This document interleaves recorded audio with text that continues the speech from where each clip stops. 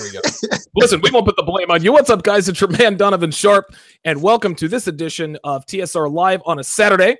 Listen, let's go ahead and get right to it, man. My guest today is none other than Illimitable Man of IllimitableMen.com. And what I'm going to do right now, guys, I am actually going to put the article that he wrote about testosterone replacement therapy. It's actually in the description of this video. But what I will do is I'm going to link that particular article right here in the description. And it is called A Man's Strategy, A Man's Guide to Testosterone Replacement Therapy. And there it is. I'm going to put it in there 2 or 3 times, and it looks like we're good to go there. Okay, so I am. How you doing, man? I'm doing good, man. It's been a while. I always anticipate the next time we'll have a show. I love coming in. I love coming on your show and talking shit, because I know if I'm an asshole on your show, nobody cares, and nothing bad's gonna happen to me. Like when I'm writing the tweet, I have to be careful. I'm like, oh, if I word it like that, like, I might get banned. They might kick me off. But on your show, I can just be a fucking ass. Oh no, of course not. Of course not. Shout out to Scream with the $1 super chat. Guys, listen, we're going to discuss testosterone replacement therapy. If you guys have questions for either or both of us, put it right here in the chat and we will get right to it. So let me ask you, and I don't think I've ever asked you this question with regards to testosterone replacement therapy. What did what convinced you? Like, what was the aha moment? Why did you decide to get on TRT? Well, I just thought I was too tired.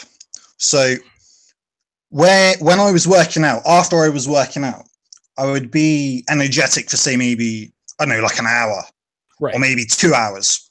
And then I'd crash. And then I just want to go to bed. Yeah, it was like, and the thing is, I never had low T either, right? So I had mid-level T. I was around 600, which to me is mid-level. Okay. The doctors, if you have an average level of around like 600 or 620 or something like that, doctors will say, "Oh, your T it's perfectly fine, and there's nothing wrong with you or whatever." Right? But the thing is, like, the cutoff is so fucking low. It's ridiculous. Like, if you have a T level of like 320 and their cutoff is like 290, they'll be like, "Oh, you're fine. Oh, you're absolutely fine." Right. And if you're like, say you're like 23 or 25 or 28, or even if you're 35, right? Or even if you're 45 and your T is like 320, now you're not in good shape, man. You're fucked. Listen, we're talking about that 50 nanograms per deciliter. So what were the immediate changes that you experienced when you first started TRT? More motivation, more energy. Okay. So I always, like, psychologically, I have quite a strong, quite strong will. Quite, like, if I want something, if I want something, or if I believe in something, like that want or belief is strong, right? But that's not enough, because people will say to you, if your will or want is strong enough, you will do it and you will get it, and that sounds appealing, but if you have shitty hormones, that's false. Yes. Like, if you a strong willpower or a strong mind will not overcome bad hormones and bad biology. So you can know what you've got to do. You can know what needs to be done. But if you fit, like, and people even say, "Oh, it doesn't matter if you feel shitty. It doesn't matter how bad you feel. You just do it anyway." Oh, no. Bullshit. No. Bullshit. Like, have you ever heard of a guy who's worked like 20 hours, right? Like, doing physical fucking labor. He's exhausted, but he knows he needs to work out. And he goes and works out. No, he doesn't do that shit. He goes to fucking bed. He goes to bed because he's fatigued. And also, it's dumb to exert yourself in that manner when you're that tired, because you're going to injure yourself. Right. Willpower. Yes, that and willpower comes from testosterone. The drive to actually get off your ass and do something, that is a natural byproduct of testosterone. Shout out to Deron Brown with the $5 super chat. He says, "Keep an eye out for your email. Great show with O'Shea earlier." Yeah, definitely, Deron. Definitely hit me. We got to do a show. We haven't done one in a couple of weeks. Continuing on with what you were talking about. a man's motivation to do things, having motivation is one thing if you know what you have to do, but if your testosterone is low, you're not going to want to do it. Basically, everyone will tell you it's psychological, and that if you're not doing the things you know you need to do, then you're just a bitch. And they will attribute your bitchiness to a weak mind. Right. And what I'm trying to say is that you can have a strong mind, but if you have shit hormones and shit biology, you will not enact your strong mind. You will not impose your strong mind because your body won't fucking let you. You'll just sit on your ass. Like in your mind, you'll be like, oh, I want to go and do some exercise. I want to go fucking kill it, whatever. Right. And you won't, because it'll be hard. So and it's like, oh, well, it's hard. That doesn't matter. You should do it anyway. It's like, whoever says, oh, it's hard, you should do it anyway, right? They're right, but they don't have shit hormones. So I had a guy today saying, oh, I'm 45 and I put on 10 pounds of muscle this year. And I'm like, dude, you have like a great diet and great hormones. Right. There are a lot of guys your age who can't even get off the couch because their T is so fucking low, even though they know they should and they want to, they physically cannot. They cannot do it. Right. They physically cannot do it. And listen, this is where, and again, just to make sure our audience knows what we're saying, testosterone is that is the tipping point. If ever there was anything you ever wanted to do, because it not only helps you physically, it helps you mentally as well, clarity of mind, et cetera, et cetera. But if there's anything that you ever wanted to accomplish, if you get on testosterone replacement therapy, it will help you accomplish those goals. It doesn't guarantee success, but it's a motivating factor. Testosterone changes everything. And I mean, not to get into anabolic steroids or anything like that. I saw somebody put it in there, but anabolic steroids are all derivatives of testosterone. This is how powerful testosterone is. They're more powerful versions of testosterone. There you go. But that's exactly right. How I would put it is, I would say that optimal hormones, or hormones that don't suck, allow you to impose your will on the world. It just reduces the difficulty level between what you want to do and doing it. Because people with great hormones, they'll be like, well, if I'm going to do something, I just do it. I just do it. Yeah. Right. These guys are fucking losers because they know they should do it, but they don't do it. Why don't they do it when they know what to do? It's like, well, think about it. Like, does anyone elect to be a loser?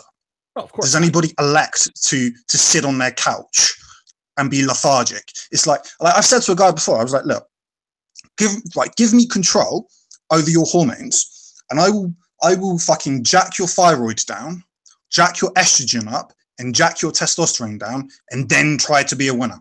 It doesn't matter what you believe or what your will is. It's like chemical warfare. If I give you shit hormones, doesn't matter what you think, what your ego says, or who the fuck you think you are, your life will suck.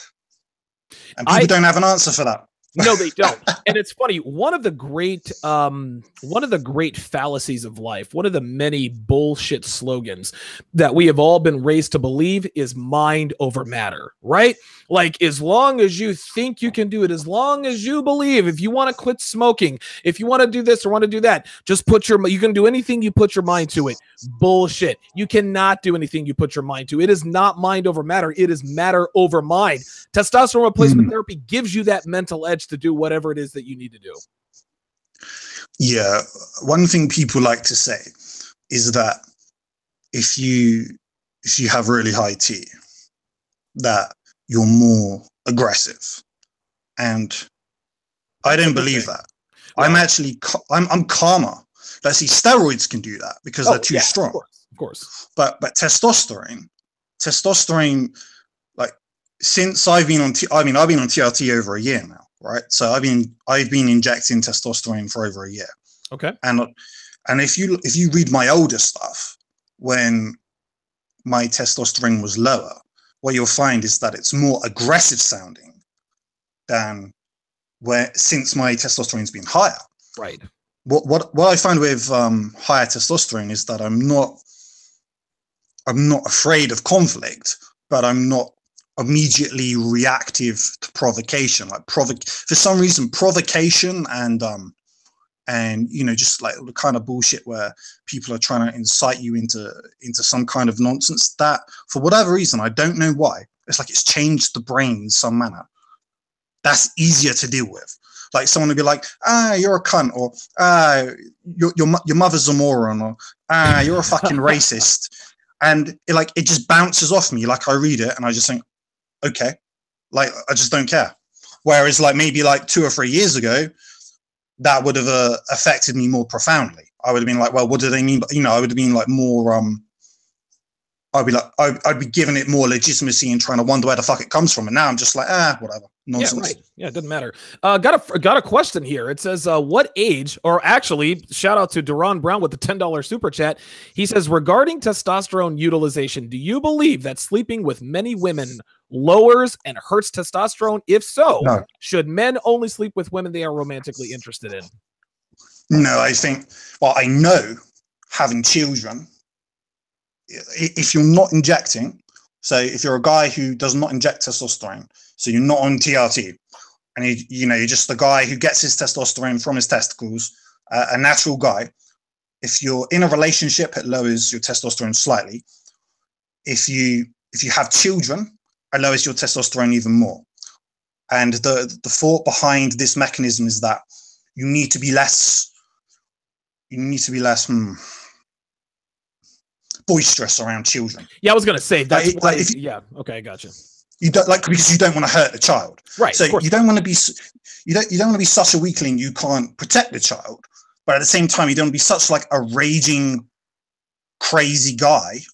And I know I just said that having high T hasn't made me like more violent or aggressive or whatever, but it does increase your ability to tolerate risk. Not only, it's about risk exactly. Right, well, yes, like, it almost lowers your inhibitions, so to speak, for risk. Well, right, yeah, exactly. It increases your tolerance to risk, or lowers your inhibition, as you put it. So, say you knew a guy who was kind of, I'm not sure wild is the right word, but he had a lot of balls and he took big risks, and then he had a kid, and you think, like he's not. Like that same guy, you don't think he's soy, or that he's a bitch or whatever, but you're like, he's more tame than when I first met him, than how I remember him. Like he seems a little bit more sensible now. And people think, oh well, he's had a kid, the responsibilities of having a child, that makes someone more tame. That's true, but there's also a biological component to it.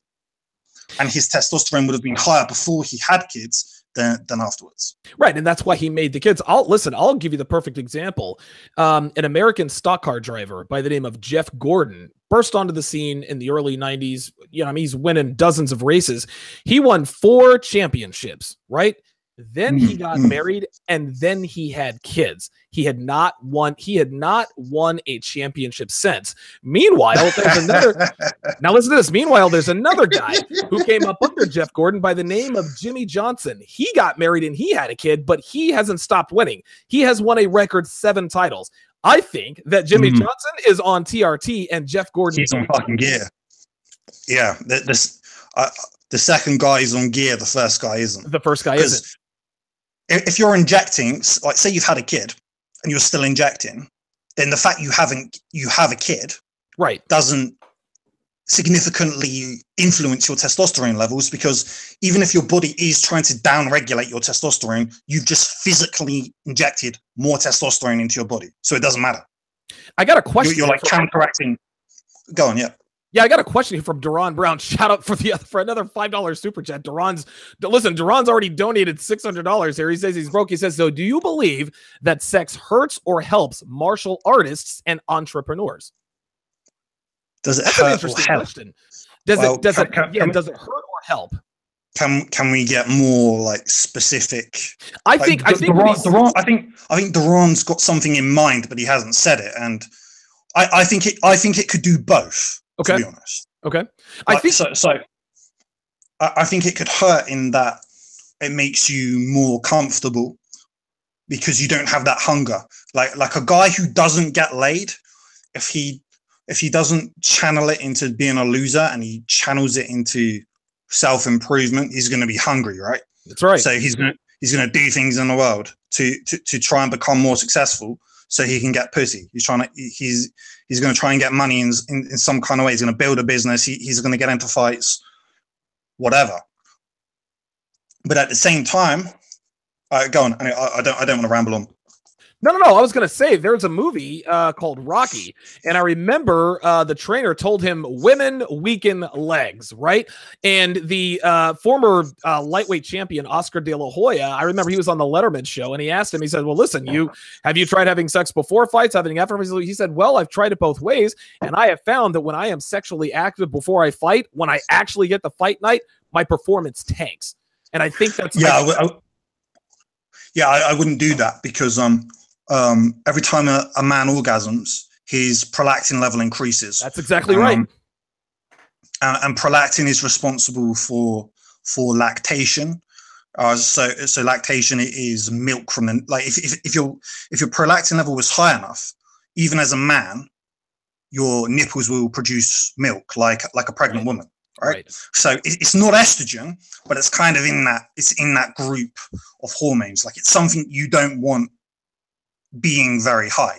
And when you orgasm, your prolactin level increases. And when your prolactin increases, like when your estrogen increases, like if you think of like weighing scales, the higher your estrogen and prolactin are, the lower your testosterone is going to be. And the lower your testosterone, the more emotional you're going to be, the less physically strong you're going to be. So if you're going to fight, like don't orgasm before a fight. It doesn't matter if you're masturbating over porn or if you're having sex with a woman. An orgasm is an orgasm, and an orgasm is going to increase your prolactin levels. So if you're doing anything athletic, don't come beforehand.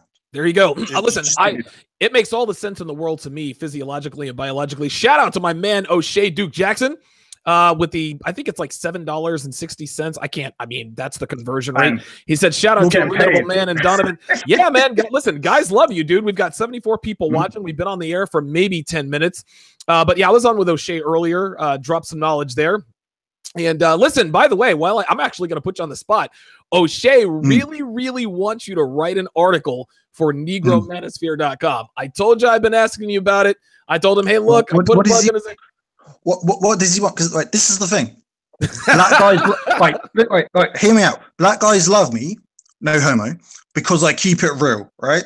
But then when I talk about IQ, they fucking hate. We are listen, we are not even going into IQ.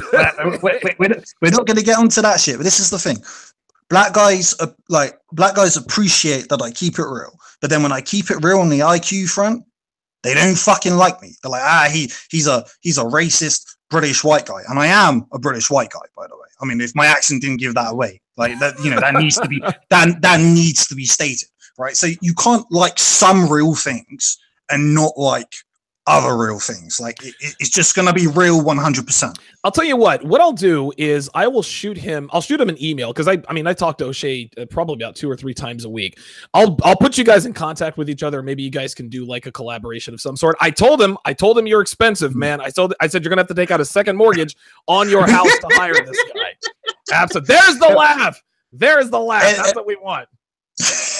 That's the money laugh. If I like the topic, I'm more inclined to write about it. Like I wouldn't just write about anything. No. And listen, writing about a topic when it comes to race on a black-owned website by a white guy, I think that could be a very intriguing article. But that's for another day and time. I got a question here for you. Viewer asks, what? And I know we've answered this before. What age should a man start testosterone replacement therapy, or is that a trick question? Whenever your testosterone level is really shit and really low, and let's quantify that. And right, I will quantify it, but I have more to say. So say right, okay, so let's quantify it. Let's say you're a 23-year-old guy. Okay. And let's say your testosterone level is 320 nanograms per deciliter, which is terrible. That's very low. But dude, you'll be surprised how many guys I've had email me in the early, mid, even late 20s, and their testosterone is in like the 300s or 400s, and they've gone to see a doctor, and the doctor has said, you're in range, so we're not going to give you anything. And it's like, this guy's like, say, I don't know, 27 or 22 or whatever, right? He's young. But by most men's evaluation, that's a young guy. Like, you know, not so young that you're like, oh, he doesn't know anything, but young enough that he should be virile and in the peak of his life, right? Sure, right. And this guy has a testosterone level like a fucking 90-year-old. And the doctors are like, oh, it's in range, you're okay. You know what the range, and I mentioned this in my newest article. Well, you know the article you linked at the beginning. Yeah. They say, oh, you're in range. That doesn't mean anything, right? This is like saying, oh, the average IQ of your country is like, let's say you can have drugs to increase your intelligence. Doesn't exist, because if it did, everyone would be fucking on it, because no one wants to be involved. And listen, if everybody's intelligent, then nobody's intelligent, right? Like, we can get into that. Well, I don't know what it means. Well, if everyone's intelligent, then there's less benefit to being intelligent. There you go. But there's also less bullshit. Like there's less crime. There's less nuisance in society, because like most of them, not like if you go down the street and someone attempts to fight you or screams at you or just makes your life hell, that isn't a smart person. Smart people are less confrontational than dumb people. Dumb people are very confrontational people. Like dumb people, they get upset easily and they want to fuck with your shit. I got a quick question here. Duran just asked, what is a healthy testosterone level? Now, we can define healthy, but what would you recommend? My recommendation was anywhere between 1,000 and 1,500 nanograms per deciliter. At my peak, and dude, I was fucking everything. The last time I got measured in Las Vegas, I was right around 1,750 nanograms per deciliter.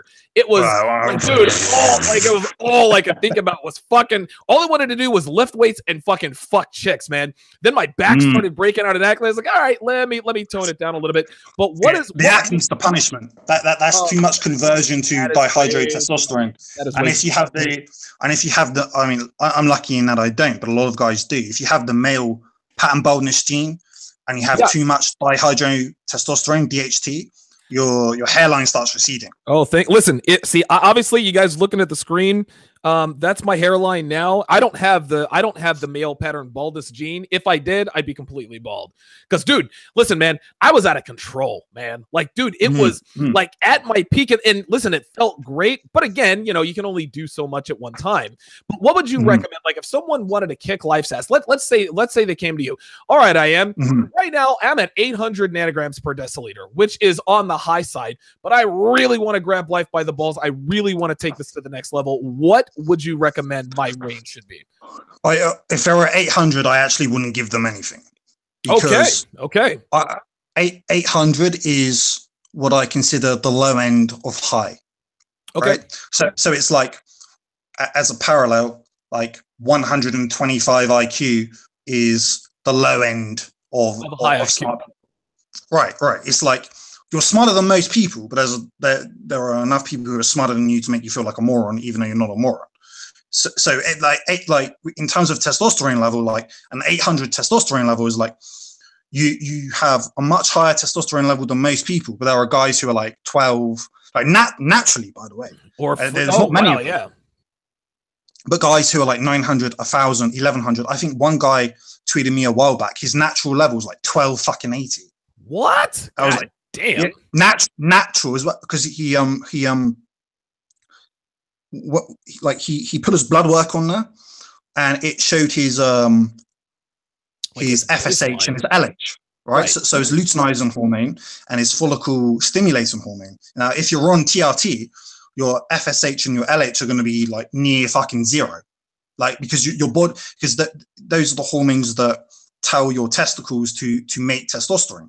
So if you have a very high testosterone level, but your LH and FSH are not near zero, then you're natural. Like this is why when guys post their blood work, but they don't share the FSH and the LH, that they're probably on GIP.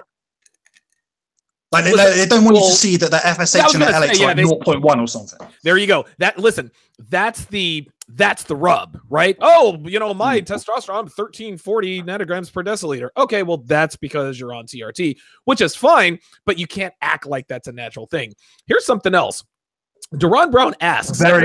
Very rare for that to be it's possible, but it's possible, but it's very rare. So Deron asks, is there a way to improve your testosterone naturally? He says, I heard that soy hurts your testosterone level.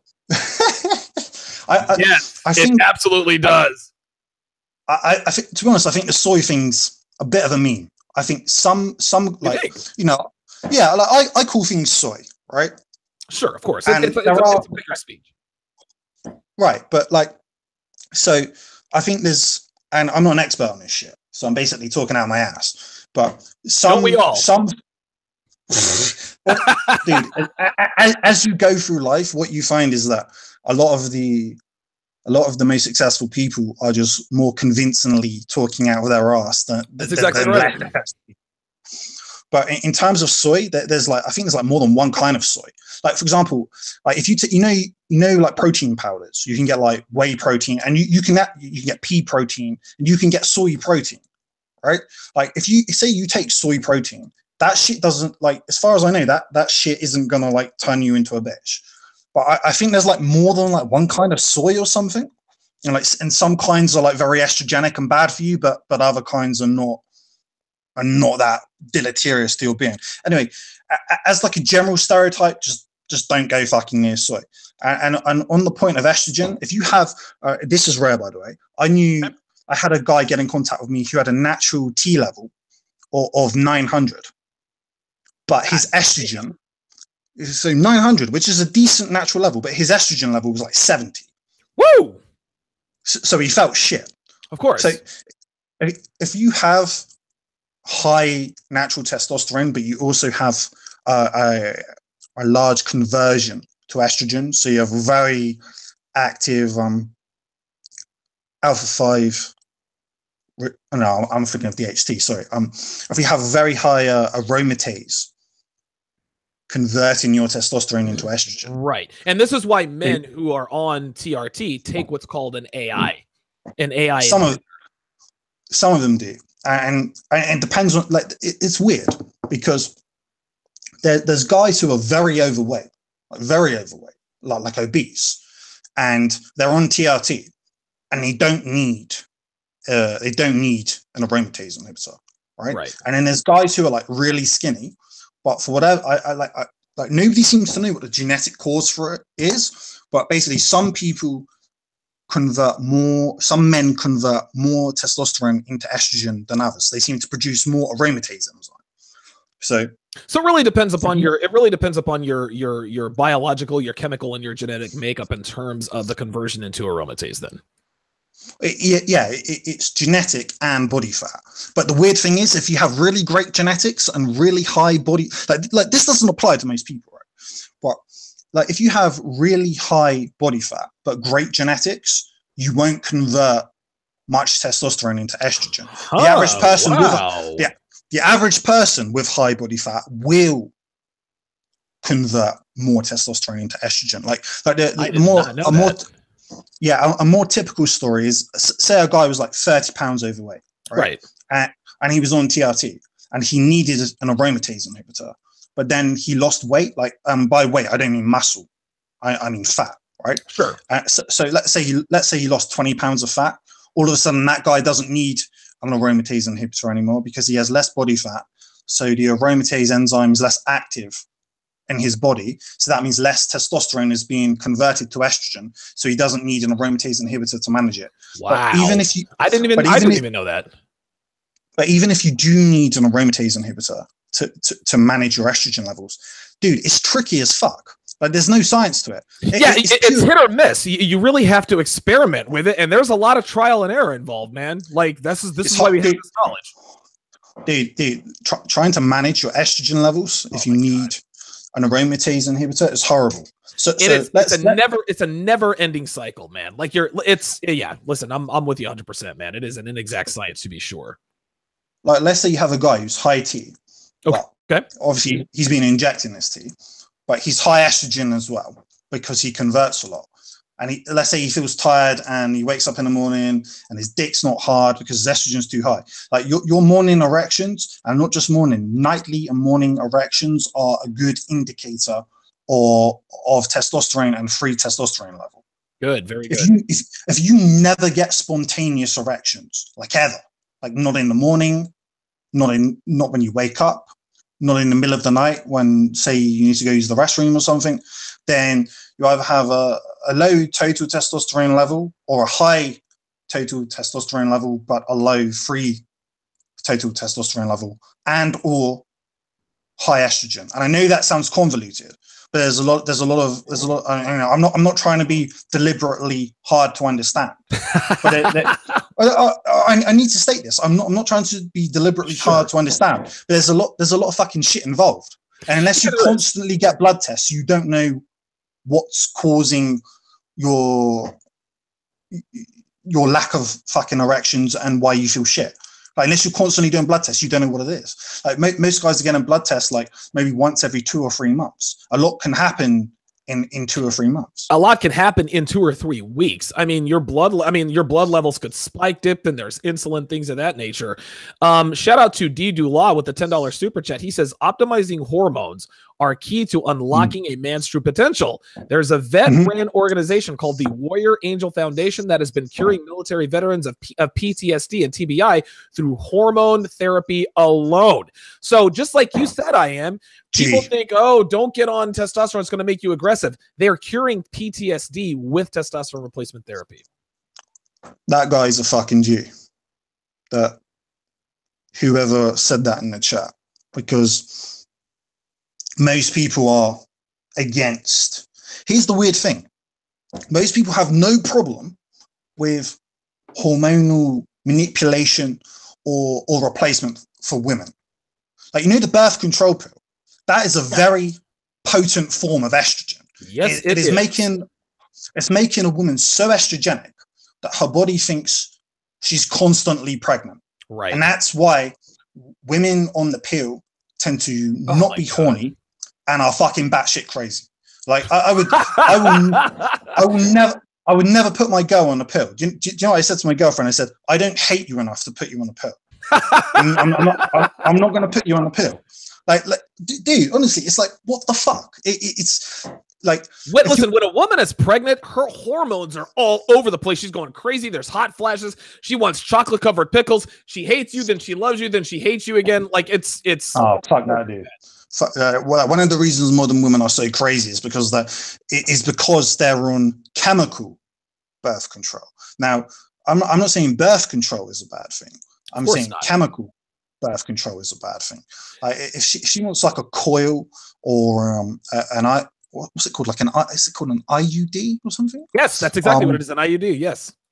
Yeah, like that is much better for a woman's well-being than a pill that essentially is a synthetic version of estrogen but 100 times stronger, and just makes her fucking crazy and kills her sex drive. Like put it like this: if you've ever had a girlfriend and when you first met her, she wasn't on the pill and she was always horny, right?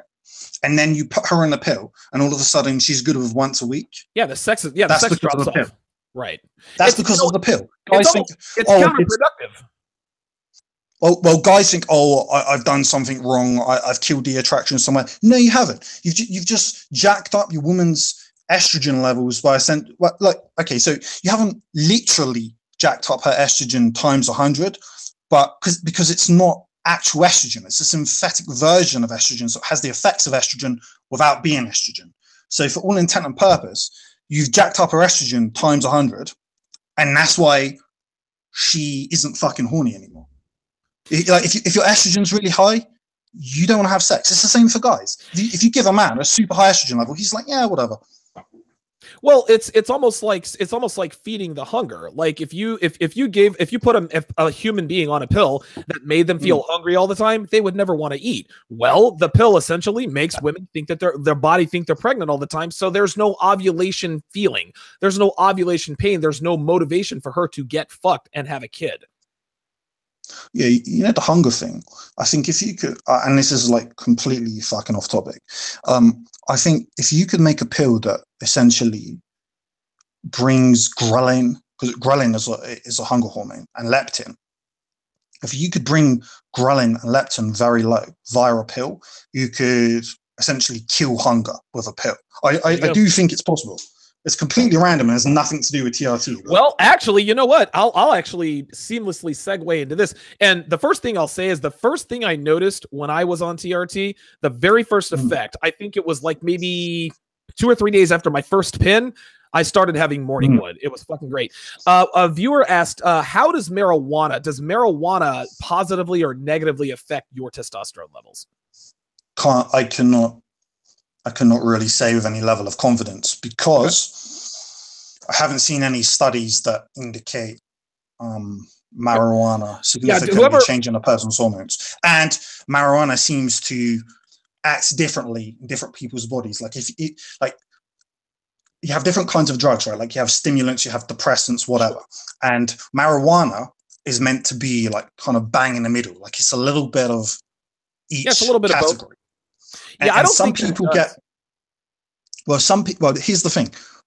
Some people I don't smoke weed. I've only tried it like a couple of times in my life, and I don't like it because it makes me less. It removes my edge. It makes me just want to sit there and watch dumb shit, and eat copious amounts of food, and just laugh, right? But I know, but it doesn't have that effect on everyone. I know people who become energetic and creative from smoking the very same thing I had. Now, if it did that for me, I would probably be more inclined to take it because it gives me a benefit, right? But if it's going to make you all slow and dumb and whatever, it's like, yeah, whatever, I'm not interested in that. So I think individual differences play such a large part. His question is how does marijuana affect your testosterone levels? Well, in terms of just individual performance, it affects people. So like basically, take marijuana. If it makes you slow and just want to laugh and shit, don't take it because you're going to be a loser. If it increases your creativity and increases your energy levels and reduces your depression, assuming you have depression or just negative emotions in general or neuroticism or whatever, then take it. Like you have common sense, right? So you know what's good for you and what isn't. That's the only thing I can say. I haven't seen any definitive studies that say, oh, it increases this hormone by this % or whatever. No, I can't comment on that. Okay. Goku 92 son, and we actually answered this earlier. Shout out to him with the $2 super chat. He says, does TRT make you bald and what are the benefits? Yes, TRT does make you bald if you have the male pattern baldness gene and you do a lot of TRT. It has to be a combination of both. Obviously, the benefits of TRT is what we're discussing here now. I've got a really good. Hang on, you're better off being bald than a fucking bitch. Oh, dude, that's what I'm saying. Hey, look at Jason Statham. Would you rather look like him, or would you rather look like a fucking puffy guy with a head full of hair? I'd rather be Jason Statham with no hair than some soy guy drinking fucking matcha green tea with a in fucking a coffee shop somewhere with a full head of hair. Yeah, fuck that. Yeah, seriously. And also, if you have higher DHT, your beard will grow better. Because DHT is responsible for hair growth.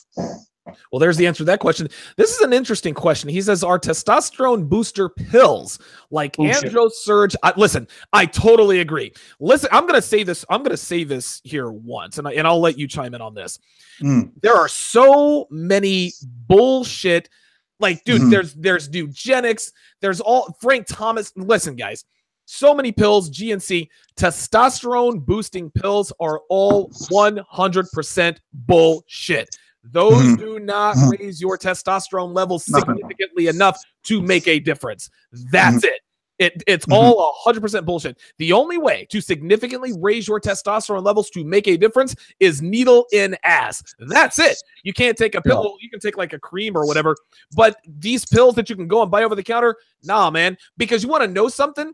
If they were that effective, then they would have been banned. Because there was another question here by John Creasy. He says, do you think that feminists and liberals will try to target TRT because so much of society is anti? That's exactly right. So if these testosterone boosting pills were so legit, dude, the FDA and the feminists would be all over it. But they know they don't work, so they leave them alone. Like, let's say there was a war tomorrow, right? Yep. And let's say there was 1,000 guys like in each army, and in your army, your guys all have access to testosterone, and the other army doesn't. Your guys are gonna fucking win. Like, you're gonna win. Simple as that. You're gonna win. You're gonna take more risks, and you're gonna fucking kill it. Those guys aren't gonna win. Some of your guys are actually gonna underperform because you didn't have enough time to titrate their treatment, and like their estrogen goes too high and actually feel worse. Right. But your guys are gonna win. Like, you're just gonna win. Like, if your 1,000 guys are all super fucking high T and confident and risk takers, and they have better like vision, you're gonna win the war, and you're gonna win it easily. Yeah. Here's something most people don't realize. In World War II, when Hitler took France, he had all his guys on amphetamine. They were all on stimulants. The Nazi army was on stimulants, and they took France quickly. Like drugs have a place in warfare. So and like, if you think of like chemical warfare, where they like release gases and shit and it burns people, like you can do more subtle shit than that. Like, if you could like release a gas that like made everybody soy and then invaded, you would win. Food for thought. Okay. I've got a really good shout out to Jamaican Pepe here with the $10 super chat. Got Rollo Tomasi in the house. This is a very good question. He says, what is the difference? And I have an answer for this, but I'll let you take the first swing at this. He says, what is the difference between TRT and anabolic steroids? Well, so TRT is an acronym, right? Obviously. Sure. And it stands for Testosterone Replacement Therapy. So what is TRT as a chemical? It is testosterone. It is testosterone made in a laboratory. Your body naturally produces testosterone. Your body cannot tell the difference between testosterone that is made in a laboratory and the testosterone it makes itself. Whereas steroids are derivatives of testosterone, more potent derivatives of testosterone, and your body does not produce them. So effectively, testosterone is natural and steroids are not natural. And here's another thing, like anabolic steroids, just like you said earlier, it really, how can I put this? Anabolic steroids is testosterone on steroids, I guess, for lack of a better term. So testosterone on crack. Well, right. Like, just take for an instance, testosterone has an anabolic level of 100.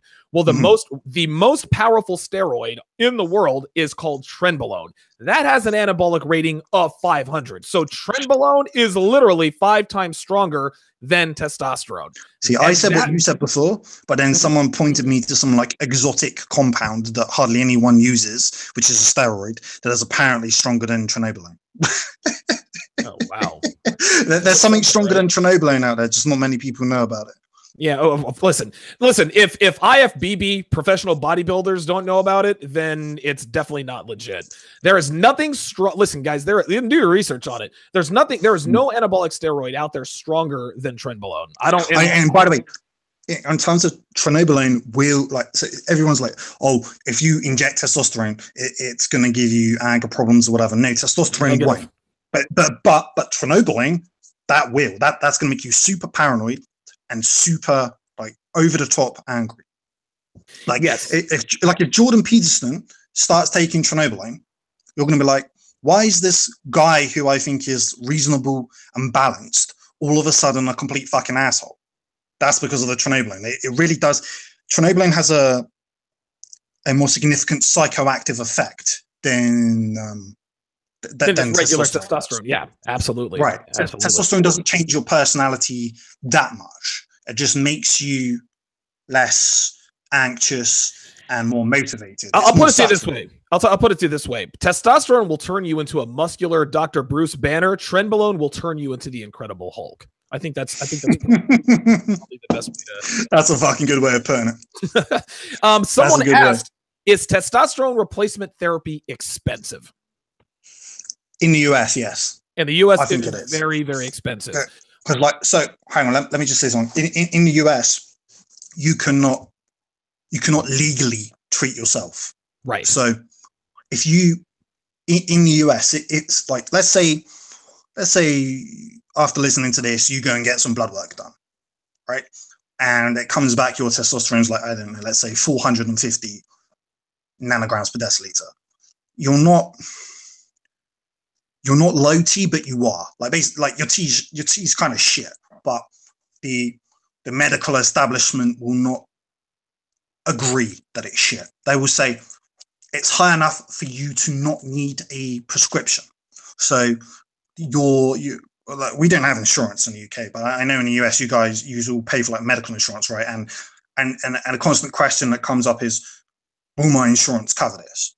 So unless you like have the testosterone level of like 95-year-old man in the US, your insurance isn't going to cover testosterone replacement therapy. They will look at it as a lifestyle optimization kind of thing and not a necessary medical procedure.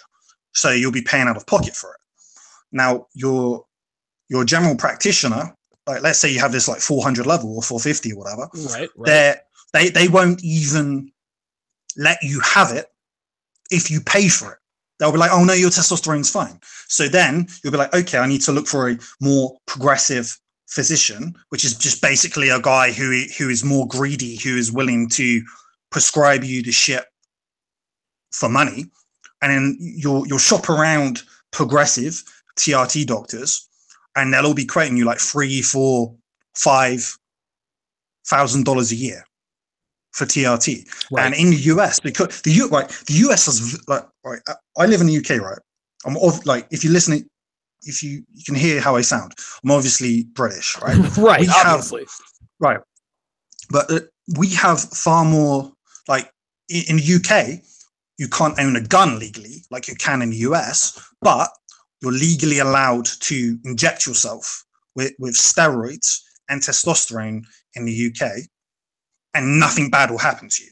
Like if I go online and I go and order some steroids and some testosterone and I inject myself, and the police come to my house and they see the testosterone and the steroids there, they're not going to arrest me. They're not going to lock me up. I'm not going to go to jail for 5, 10, 15, whatever years, or pay a fine. Nothing bad's going to happen to me.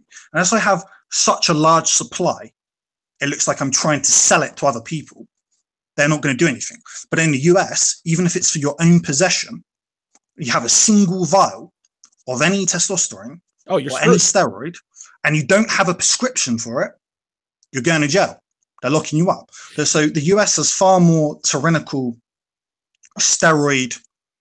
And by the way, testosterone is actually considered, even though it's natural. It's natural. It is considered a steroid. Yeah, testosterone is considered an anabolic steroid. Well, that's because testosterone has anabolic properties, and that's why they can classify this as an anabolic steroid. And this actually answers the question. Viewer says, why is testosterone replacement therapy not more common if it's this beneficial? Well, it's exactly for the reason we just talked about. It is the attack on masculinity.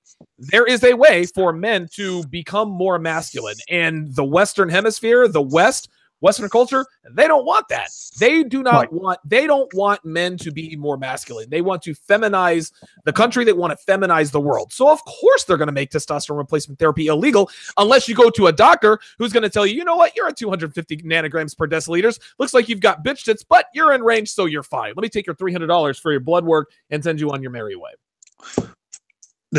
Honestly, the doctors, I've talked smack about the doctors. Yeah. I even had a doctor email me saying the reason that doctors don't they're not real, like most of them. There is a very small percentage of doctors who know their shit when it comes to men's health and men's hormones.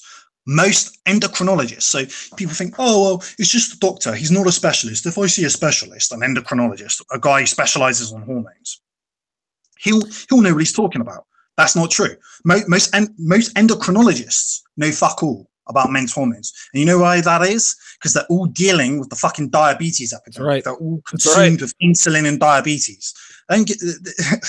Most of them know fuck all. Like, this is what's sad, right? I don't have a biology degree. I'm not a doctor. I haven't been in medical school. I know more about men's hormones and like man's hormonal health.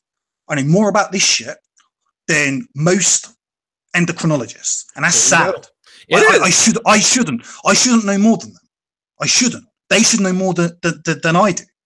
Right. And I know more about this shit. I know more than this about them because they've been focused on diabetes and not really reading up on the literature when it comes to man's hormones.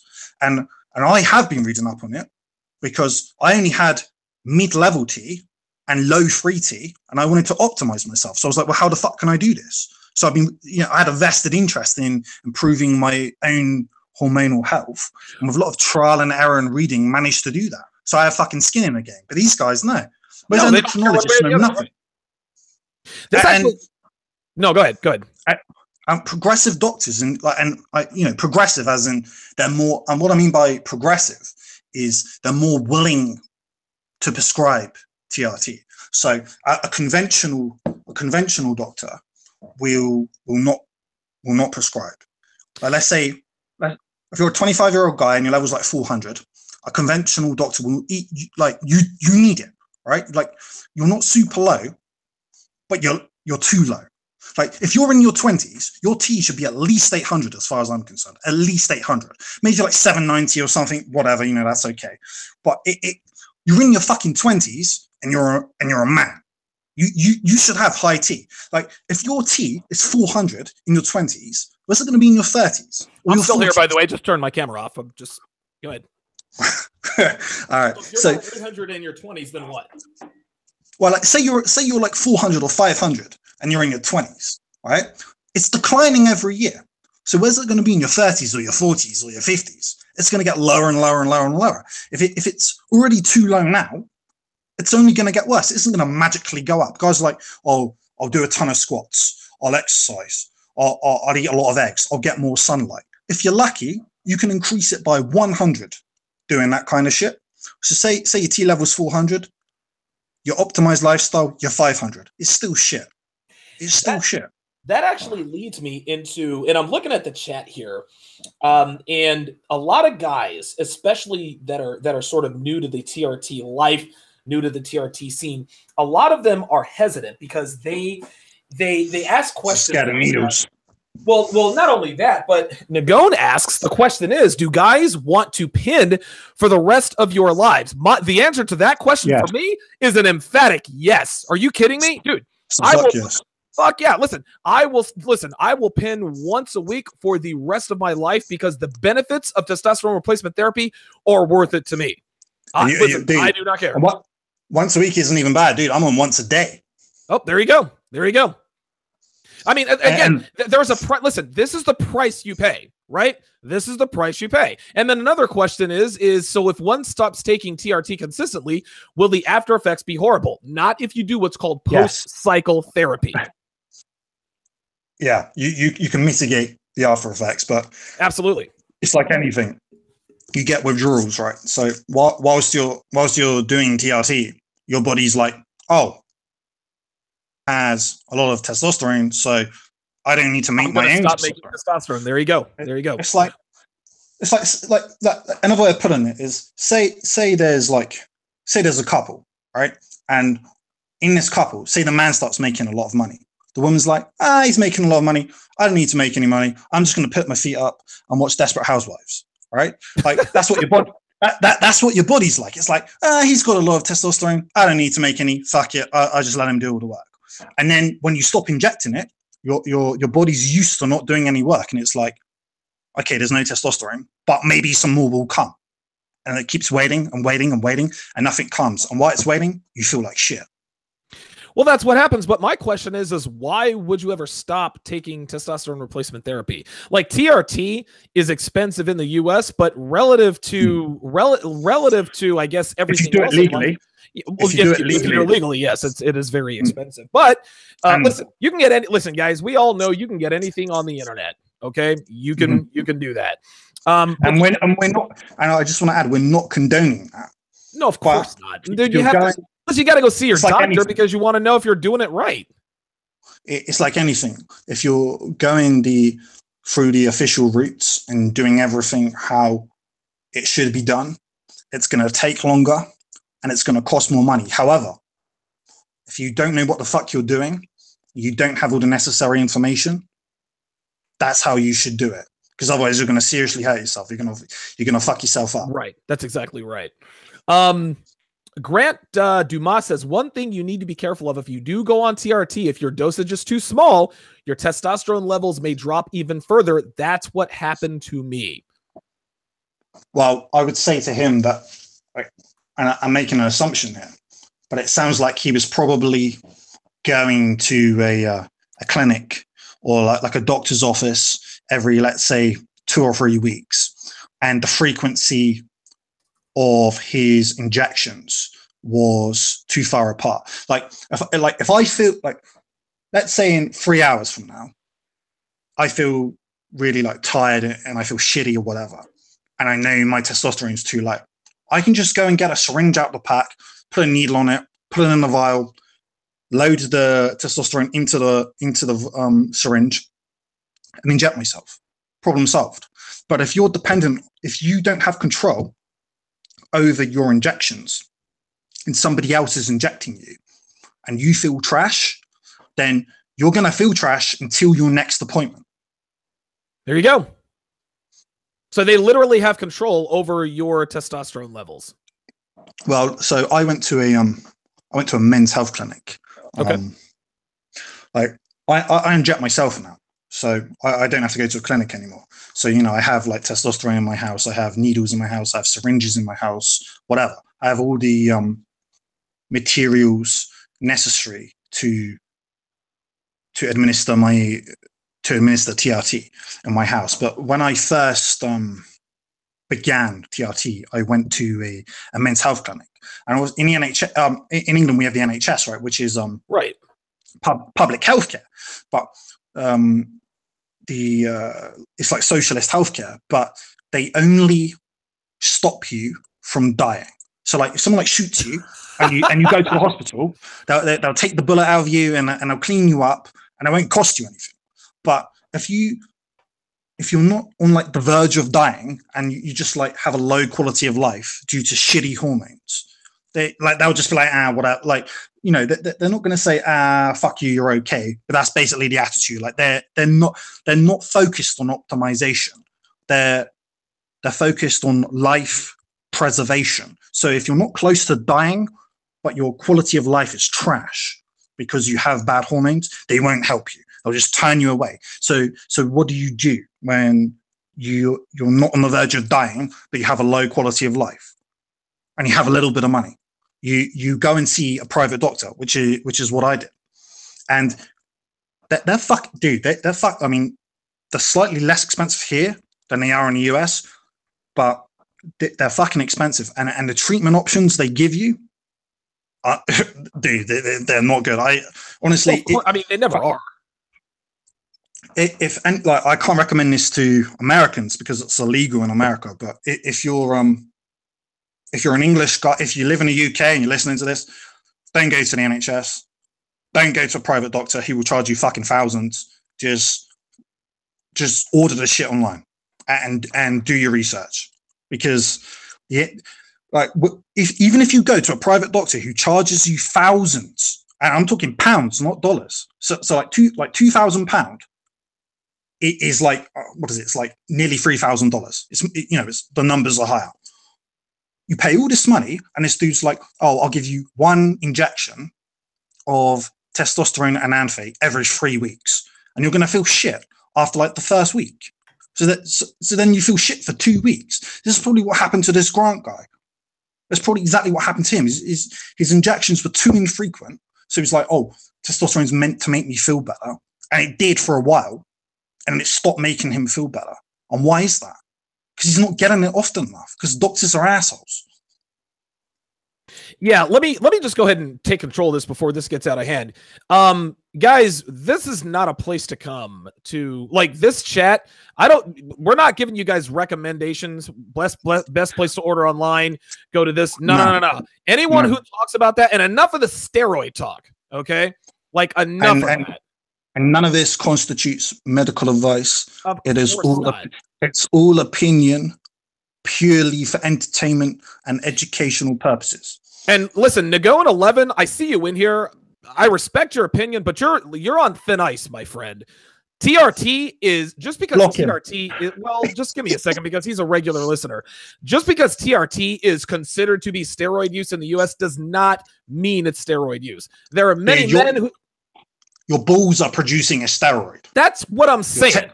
So don't mischaracterize testosterone replacement therapy as steroid use. If you do it again, I'm going to ban you. Testosterone is officially considered a steroid, but it's not a steroid. It is not a steroid. And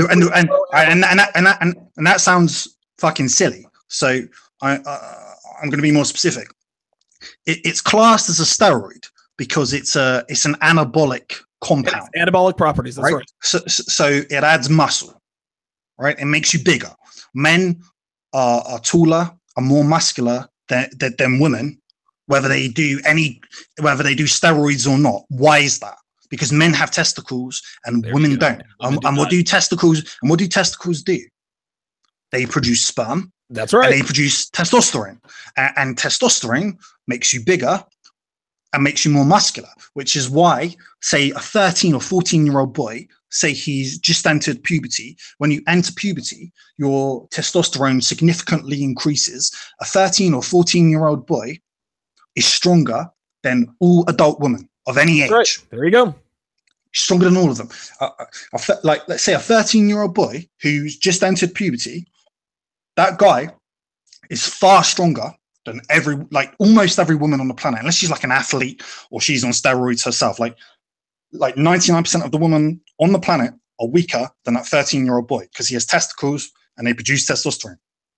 So, yeah, you can say it's a steroid or whatever, or it's anabolic, because this is true. It is an anabolic, but it's natural. Your body produces it. So you can outlaw the very thing that makes men masculine, that gives them a deeper voice, because testosterone converts into dihydrotestosterone, by the way, which is 10 times more powerful than DHT, which is 10 times more powerful than natural, than testosterone, and makes you hairier and makes your voice deeper. You're trying to outlaw that? Like, this is a natural part of man's biology. So testosterone is clearly distinct from all other steroids, which a man's body does not produce, which are chemical synthetic derivatives of testosterone. Rolo Tomasi asked, do they prescribe TRT to female to male transgenders? I think they probably do, don't they? Yeah. They're more likely to give testosterone. Right. Than to a man who has low natural T. Yeah, the fucked up thing is they're more likely. It's a leading question. I know where he's going with it, but I don't mind. Well, listen, Mr. Lamite actually finished this. He says, yes, they do make it okay. They make it okay to make trans females transition to men, but for men, it's not, right? So they're more likely to give a transgender female to male testosterone, but they don't want men to be more masculine. So you've got females who are on TRT who I guess want to be men who are more masculine than men who were born men. That's what it sounds like to me. And even without any kind of like chemical interference, there are postmenopausal women. So a postmenopausal. So what some men may have noticed is that women who are postmenopausal seem to possess a higher degree of rationalism and sanity than younger women. And the reason for that is often their T is slightly higher and their estrogen is significantly lower. Now, the highest testosterone level a woman can have is around 100, 110. And that's really high for a woman, by the way. It's usually a lot lower than that. It's like 40 or 50 or something. Nanograms per deciliter. Right. And you think, oh, that's not very high, so it won't do much. But women, like, if you think of like alcohol, like there's a guy who can have like one drink and he's completely drunk. And then there's another guy, he needs like 10 drinks to get mildly tipsy. Women are way more sensitive to testosterone than men are. So a far lower amount of testosterone has a far greater effect on a woman than it does on a man. And so not in a good way. and not in a way we fucking desire. No, like like Kellyanne Conway. Like she's probably got a T level of like 100, but like in like if you translate that to a man, it's really like 900 or something. Right. Because like a woman's body is so fucking sensitive to it. Yeah, she has very masculine features and masculine mannerisms, I've noticed. And like, and I'm not trying to be an arsehole, but I'm basically an arsehole, but fucking what's her name? Lauren Southern. Oh, she has quite a deep voice. Yes, she does. Yes, she does, doesn't she? Yeah, and that means she has a high. She sounds just like this. Yeah. She sounds like a 13. And by the way, I'm not trying to be an arsehole. I'm literally just saying how I see it. She sounds like a 13-year-old boy whose voice is just about to break but hasn't quite broken. Like her fucking DHT is too high for a woman's. Girls like Lauren Southern, to me, she is quite literally just like a feminist. I think she does what she does for the male attention and have access to high level alpha males. To me, she's as fake as a $3 bill, man. Like, and listen, she spits a lot of truths, but she is for being a woman and being the age that she is. The what she talks about is way too wise for a woman of that age. She is wise. She's a tomboy. Yeah, she's a tomboy. She is a tomboy, but she ain't that smart. She ain't that smart. Of course not. No, there's no way. Someone's feeding her these lines. A wise man once said to me, 140 IQ on a woman is about 110 IQ on a man. There you go. So take from that what you will. But a tomboy is just a woman with very high T. Because it's the same with like butch lesbians. Like, apart from all the shit that's happened in her life, why is she the way she is? Why does she want to be in control? Why does she wish she was a man? And why does she hate men? Apart from all the shit that's happened to her in her life. Because she has double X chromosomes, but she has such high T that she identifies more as like an assertive kind of masculine person. And why does she identify or want to be this thing? Because she has really fucking high testosterone for a woman. For a man, she has a pitifully low testosterone level. But for a woman, it's super fucking high. And like, look, dude, how I see it is like a level of, say, 100 nanograms per deciliter of testosterone in a woman is like having 1,800 nanograms in a man. Like, wow. You just, dude, that's not science. Like, that's just... that's just keeping it, listen, that's just keeping it 100. Exactly, like that's just my judgment. But like what you'll see is women who have low T for a man but high T for a woman are far more assertive and far more controlling and bossy and just assholes than dudes who have like 7 or 8 or 9 times the level of testosterone than they do. And why is that? Because they're more sensitive to it and it changes them more. And it affects their mind more. Okay, we're gonna answer this last question because I've got to go here. I've got a playoff game to watch. Axe Shit says the research papers correlating testosterone and rationality are a bit shaky, right? They are inconclusive. Could you address this? It's a little vague. Okay. But I think what he's saying is that if you have high testosterone, your rationality, I guess the higher your T is, the less rational you are. That's what I took from it. If I'm wrong about that, AK, let us know, because I think what you're asking is that, hey, if you have high testosterone, does that mean you are less rational? Well, I can tell you this: if you have high estrogen, really high estrogen, well, yes, of course, definitely going to be. You're definitely less rational. But there's more than, if you think of like a person's chemistry, their makeup. Like, obviously, we're focusing on testosterone, but there's more to a person's behavior than their testosterone level. Like, testosterone is a significant contributor. And if you're a man and you have very low testosterone, it's going to make you tired. It's going to make you unmotivated. It's going to make you anxious for no reason. Like, say you wake up in the morning and nothing bad has happened to you. Nobody's threatened you. Nobody's like challenged you in any way. And you just exist and you feel anxious for no reason. Why do you feel anxious? you have shitty hormones. You have high cortisol, high estrogen, low testosterone. Like women on average are higher in anxiety and fear than men are. Well, why is that? Well, they have lower testosterone and higher estrogen. But in terms of, does high testosterone make you dumber?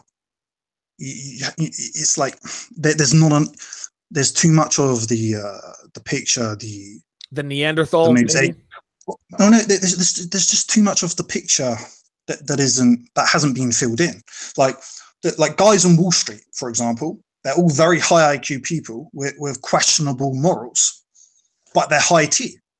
Like if you're a low T guy on Wall Street, you're probably going to get kicked out of Wall Street because you can't take risk. So low IQ, here's what I can tell you. If you're high T and you're low IQ, you have low self-restraint and you're likely to enter conflict and you're more likely to be in prison. It's like the prison population. Yeah, they have they've got a higher testosterone level than the general population. Absolutely. But here's the funny thing. Doesn't matter who you are. You could be anybody, right? If you go to prison, for whatever reason, your testosterone level will increase because you're in a hostile environment. And if you put like when you're at your house and you have your books and your games consoles and your Blu-rays or what the fuck ever, you have like your safe environment. Like this is your fucking zone, right? And you can do what you want. But when you're in jail and you wake up in the morning, you're not waking up in a safe place. You're waking up in a place where people want to fuck you up, right? And when you constantly exist in a war zone, it increases your testosterone. Like there are studies that show people who live in low-income areas, like the hood, and people who are in prison, like men. I say people, I mean men.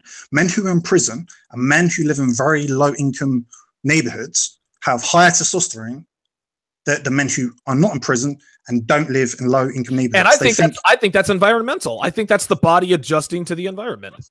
It's your body realizing that if you're too fucking soy or estrogenic, that you're going to get conquered.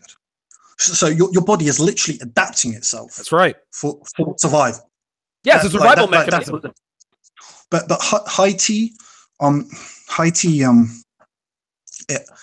it makes you more able to take risks. So you're more likely to gamble. Say you're into Bitcoin or whatever, or cryptocurrencies. You may buy more than you otherwise would do if you had low T. But you're not gonna go around and start harassing people or whatever. Like if you have a fairly decent IQ, like you don't even need to be a genius. Let's say you have a triple-digit IQ. Most of the world has a double-digit IQ, right? Like 80 or 90 or whatever. So like below average. If your IQ is like 100 or 105 or whatever, yeah, that's solid. Let's say you're the average European or you're the average Northeast Asian, so you're not a genius, but you're not a moron. Then taking testosterone isn't gonna make you some kind of Nazi. It's not gonna do that. Well, I am. That's going to conclude this edition of TSR Live. This was another great show. Honestly, we could probably do a TRT episode once a month, man, because testosterone replacement therapy. That is a subject that is often discussed in all places except for the manosphere. We definitely need more of this content. That's for sure. Dude, people are delirious, like literally delirious, like otherwise smart and irrational men are irrational and delirious and just full of paranoia and fear. Right. When it comes to TRT, they're like, "Oh, it's a steroid. Oh, you're gonna harm yourself." It's like, no, man, dude. I do not like needles. I really don't like needles. Like I'm needle phobic. Right, but so why do you pin yourself every day? Because it's worth the cost. Exactly. Why would you do something that you fear at the biological level that raises your heartbeat, raises your adrenaline, makes you sweat, makes you super uncomfortable? Why would you put yourself through? And by the way, it gets better with time, obviously, because you become desensitized to it. But why would you put yourself through that? Because it improves your quality of life. Like, there's so much nonsense around it. It just fucking annoys me. Yeah, and that's the thing. Remember, the person earlier said, why isn't it more widespread if it had such benefits? Because the world would have us believe that injectable testosterone is the boogeyman. And they do this with our sports leagues. Oh, such and such athlete got busted for performance enhancing drugs. He had elevated levels of testosterone. Ooh, evil, kick him out of the league, suspended, blah, blah, blah, blah, blah. Injectable testosterone is not even close to the boogeyman. What testosterone does is it quite literally makes you more of a man. Bigger, stronger muscles, better bone density, better skin, a clearer mind. You're less stressed. You're stronger. You're faster. You fuck better. Your eyesight improves. It is literally the fountain. Stronger dick. It is literally the fountain of youth. Right. And this is why it's, I don't know why it's characterized this way, but hopefully we showed you that it's propaganda. Hopefully we showed you guys that this propaganda is 100% false. Talk to anybody who's on testosterone replacement therapy, and they will gladly tell you, I will stick that needle in my butt once a week or twice a week or whatever for the rest of my life. And it's an easy decision to make. And for people who are put off by the image of sticking a needle in their butt, because I sure as hell don't like the idea of sticking a needle in my butt. You don't even need to put it in your butt. There are other places you can put it. Put it in your thigh, there you go, or your deltoid. In your, like, just beneath your shoulder, your upper arm, or you can even do it in your stomach. Like, there are many places you can do it. But before steroids were actually outlawed in the US, they are. Like, it was brought to Congress, and they asked for a lot of expert opinion on the nature of anabolic compounds. And essentially, all the experts said, don't ban it. You don't need to ban it. Because the characterization was it was like a class A drug, that it was like making people crazy and making them doing like violent things and just hurting people and whatever, which it doesn't do that. But this was the mischaracterization of anabolic compounds. And they got a couple of doctors in and whatever, and they were like, nah, it's not that bad, and we advise not banning it, and they banned it anyway. And it's still banned. And like, this is the crazy thing about the US. It's one of the most liberal fucking countries in the world. You have the right to free speech.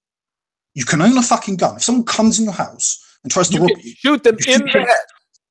And you shoot him in the fucking head. As long as you don't live in like California or something, like a super blue state. Jesus fucking Christ, yeah. You're gonna be good, right?